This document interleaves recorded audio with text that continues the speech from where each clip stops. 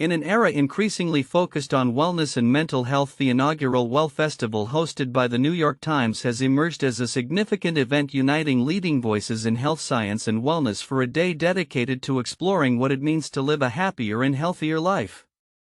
Held on May 7, 2025 in Brooklyn, the festival featured a series of engaging panels and discussions that encouraged attendees to rethink their approaches to joy, relationships, and self-care. The event kicked off with a powerful conversation led by Tracee Ellis Ross, best known for her role in Blackish. Ross spoke candidly about her journey towards self-acceptance and the societal pressures that often define women's worth. "I do not believe that my life is unworthy because I don't have children," she asserted, pushing back against cultural norms that equate fulfillment with partnership and motherhood. Her message resonated with many, highlighting the festival's overarching theme of personal authenticity. Following Ross, a variety of speakers took the stage, including Dr. Robert Waldinger, a renowned psychiatrist and director of the Harvard Study of Adult Development. Waldinger shared insights from the study, which has tracked happiness over 8 decades, emphasizing the crucial role relationships play in our overall well-being. "The quality of your relationships is a direct indicator of your happiness," he noted, urging attendees to nurture their connections with others. Among the standout moments was a discussion on mental health featuring Charlamagne Tha God, the popular radio host known for his candid conversations about anxiety and depression. He encouraged men, particularly those from marginalized communities, to embrace vulnerability and seek help. "When you live your truth, nobody can use your truth against you," he said, highlighting how sharing his own struggles has inspired others to seek therapy. His message was a call to action for breaking down the stigma surrounding mental health, especially among men. The festival also explored the intersection of food and wellness, with chef Samin Nosrat discussing the importance of communal meals in fostering connection and joy. "Food should be a source of joy, not shame," she emphasized, advocating for a more positive relationship with eating. As the day progressed, attendees were treated to various panels, including one led by Arzón, head instructor at Peloton, and Kelly McGonigal, a health psychologist, who discussed finding joy in movement rather than viewing exercise as a chore. Their conversation underscored a growing trend in fitness culture that prioritizes enjoyment over obligation. Suleika Jaouad, a cancer survivor and writer, shared her personal journey of resilience, illustrating how journaling and creative expression have been vital tools in coping with her illness. "Journaling is a life-saving practice," she revealed, inspiring many to consider self-reflection as a means of navigating life's challenges. The festival concluded with a poignant discussion featuring Dr. Attia, an expert on longevity, who emphasized the importance of proactive health measures for aging well. He presented data-driven insights into how nutrition, exercise, and mental health converge to create a holistic approach to longevity. The Well Festival not only provided a platform for important discussions but also fostered a community of individuals committed to prioritizing their well-being. As the day wrapped up, attendees left with practical advice and a renewed sense of purpose, underscoring the festival's mission to help people lead healthier, more fulfilling lives. Looking ahead, the success of the Well Festival suggests a growing demand for public discourse around mental health and wellness. As society continues to grapple with the complexities of modern life, events like this may play a crucial role in shaping a culture that values holistic well-being and authentic connections. With a lineup of influential speakers and a diverse array of topics, the Well Festival stands to become a cornerstone of the thriving wellness movement, encouraging individuals to embrace their journeys toward happiness and health. In an ever-evolving media landscape, recent developments have sparked significant discussions around content accessibility and regulatory influence. Among the most notable stories is the announcement that Voice of America (VOA) will begin airing programming from One America News (OANN), a network known for its conservative viewpoints. This partnership, reported on May 7, 2025 by The Washington Post, raises important questions about media diversity and the implications of government-funded organizations promoting specific political narratives. VOA, which has historically served as a global platform for U.S. government messaging, primarily aims to deliver unbiased news and information to international audiences. The decision to include OANN programming marks a notable shift in this mission and has been met with mixed reactions. Critics argue that this move compromises VOA's commitment to impartiality, potentially alienating audiences that rely on the outlet for balanced reporting. Supporters, however, suggest that the inclusion of diverse viewpoints is essential in fostering a more comprehensive media ecosystem. In another significant development, the Biden administration's efforts to promote Elon Musk's Starlink satellite internet service have faced scrutiny. Cables recently released reveal that U.S. officials have actively lobbied foreign governments to approve Starlink operations, particularly in nations facing tariffs. This push underscores the administration's commitment to expanding broadband access globally, but it also raises concerns about the influence of private enterprise in international policy. As governments navigate complex trade relationships, the intertwining of corporate interests and diplomatic initiatives could have far-reaching consequences. Additionally, the Biden administration's handling of infrastructure projects continues to be a topic of scrutiny. A recent report highlighted that the costs associated with the Gaza Pier project were considerably underestimated, revealing that it was both more dangerous and more expensive than previously acknowledged. This revelation not only reflects on the current administration's planning and execution strategies but also raises broader questions about accountability in government contracting and infrastructure development. As these stories unfold, they illustrate a critical juncture in media and governmental policy. The partnership between VOA and OANN may redefine how government-funded media engages with political discourse, while the emphasis on expanding Starlink globally demonstrates the increasing importance of internet access in diplomatic relations. The implications of these developments are profound, suggesting a future where media and government actions are more closely intertwined than ever.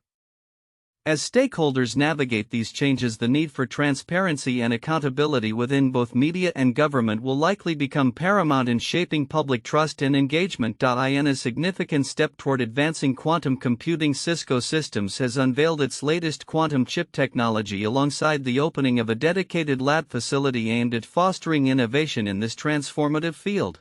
The introduction of this quantum chip marks a pivotal moment in Cisco's ongoing commitment to harnessing the power of quantum mechanics for practical applications. A move that analysts believe could reshape various industries from cybersecurity to complex data analysis. The newly launched quantum chip is designed to enhance computational capabilities, enabling faster processing speeds and more complex problem-solving abilities than traditional silicon-based systems. Cisco's decision to invest in this cutting-edge technology reflects a growing trend among tech giants to explore quantum solutions as the next frontier in computing. The potential applications for quantum technology are vast, and we believe that this chip will allow us to stay at the forefront of innovation, said a Cisco representative during the announcement. The lab facility, equipped with state-of-the-art infrastructure, will serve as a hub for research and development, collaborating with academic institutions and industry partners to push the boundaries of quantum technology. This initiative aligns with Cisco's broader strategy to position itself not only as a leader in networking but also as a pioneer in emerging technologies. Analysts have noted that such collaborations will be vital in overcoming the technical challenges that quantum computing still faces, including error rates and coherence times. The implications of Cisco's advancements extend beyond mere technical specifications. As companies increasingly integrate quantum computing into their operations, the impact on industries such as finance, healthcare, and logistics could be profound. Quantum algorithms promise to solve problems that are currently intractable, potentially leading to breakthroughs in drug discovery, optimization of supply chains, and enhanced security protocols. While Cisco's announcement is undoubtedly exciting, it arrives at a time when the broader tech industry is navigating a complex landscape. The Federal Reserve's recent decision to hold interest rates steady has been a hot topic as it reflects the ongoing economic uncertainties that could affect tech investment. In a statement, Fed Chair Jerome Powell emphasized the importance of maintaining a balanced approach to monetary policy, which could influence the availability of capital for tech firms looking to fund ambitious projects like Cisco's quantum chip. Moreover, in a somewhat related development, high school students are now receiving job offers that reflect the growing demand for tech talent, with some juniors reportedly being courted with annual salaries reaching $70,000. This trend highlights a shift in how companies are recruiting talent, recognizing the need for skilled professionals as they adopt more advanced technologies. Such competitive offers suggest that the tech sector is not only adapting to new innovations but also preparing for a future where expertise in quantum computing and artificial intelligence will be indispensable. As Cisco embarks on this quantum journey, the potential for groundbreaking advancements looms large. The intersection of quantum technology with economic trends and workforce dynamics paints a promising yet complex picture of the future. As the company ramps up its efforts in quantum computing, the tech community will be watching closely to see how these developments unfold and influence the broader landscape of technology in the years to come. In a rapidly evolving global trade landscape, tensions between the European Union (EU) and the United States are escalating, particularly in the aerospace sector. The European Commission has announced plans to impose tariffs on Boeing aircraft as part of a broader retaliation strategy against U.S. trade practices if negotiations falter. This potential move adds another layer of complexity to an already strained relationship, which has been marked by tit-for-tat tariffs and ongoing disputes that have disrupted established supply chains. According to sources familiar with the matter, the EU's proposed tariffs would be included in a list targeting approximately €100 billion of annual U.S. imports, with civilian aircraft prominently featured.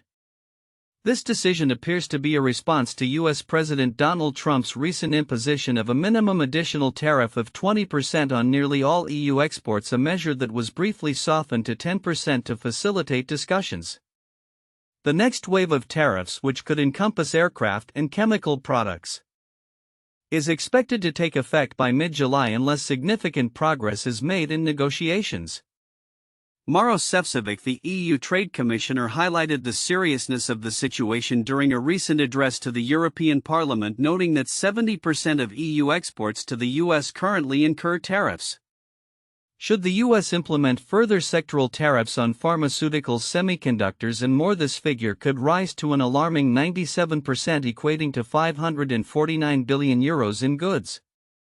We need the U.S. to show its readiness to make progress towards a fair and balanced solution, Šefčovič stated, emphasizing the EU's preference for a negotiated outcome. The aerospace industry, which has largely enjoyed a tariff-free environment since 1979, is now grappling with the repercussions of Trump's trade war. Executives from Boeing and Airbus have expressed concerns that increasing tariffs could lead to higher costs and deferred aircraft deliveries. Michael O'Leary, CEO of Ryanair, indicated that his airline would consider delaying deliveries from Boeing if tariffs made them prohibitively expensive. In parallel, European companies are facing their own challenges, particularly as the euro strengthens against the dollar. A surge in the euro's value, which has risen more than 9% against the dollar this year, threatens the competitiveness of European exporters. Major corporations such as SAP, Porsche and Heineken have warned investors of the potential financial impact, with analysts predicting that the stronger euro could significantly dampen overseas earnings. SAP's CFO Dominik Asam noted that each 1-cent rise in the euro-dollar exchange rate would reduce the company's annual revenues by €30 million.